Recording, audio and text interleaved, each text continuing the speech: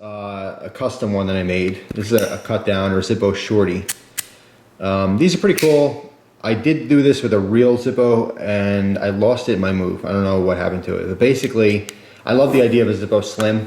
Okay, it's a compact Zippo, but I didn't like that it was tall and skinny. I wanted a Slim. I wanted a Zippo that was actually cut short. So this was modified. And to make a Zippo Shorty, could do a whole video, but I'm not going to. I'm just going, well, maybe in the future I'll make one in a video and show you all the steps, but I don't have tools right now to do it. Basically, all you have to do is you take a regular full-size Zippo, okay? You have to file down on the outside of a regular Zippo. You will see that there is those two divots. Those are the tack welds, okay? This is what, or spot welds, whatever. It's what holds your hinge on your base or body and your top. Take a file that until your hinge comes loose. Then you take just your hinge out and you put that aside. Then you take your body and you cut a piece off the body. By the way, you obviously take the insert out at this point. So now you've cut your body short. You have your hinge separate. Now you have a hinge, a lid, and a base, and they're all the same. I mean, the lid and the base are the same size, okay? The next step is your insert. You gotta take out your flint screw, your flint spring, your spacer, and your flint. Take all that out. Take your all your rayon balls out, your felt pad, all that crap. Cut your Zippo to the length that's going to fit your case. Okay.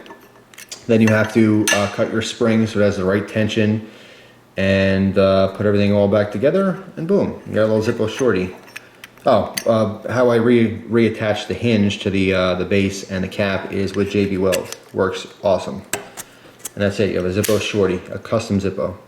And now that you guys have knowledge to how to do that, which you probably could have figured out eventually anyway. Oh, the hardest part of this really, and this is something that I had to borrow a tool, is when you cut your flint tube, the bottom of the tube is no longer tapped. So okay, so when you put the screw in, it's just going to spin. It's not actually going to screw into anything because there's no threads in there.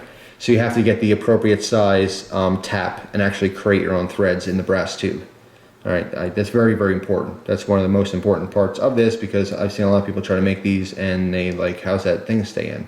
Well, when you cut off the edge, there's no more threads, so you got to retap it. But anyway, perhaps that'll be a project for the future because I love them. I think they're really cool.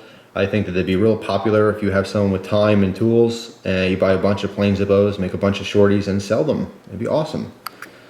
And if you do that, let me know. I'll let people know about it.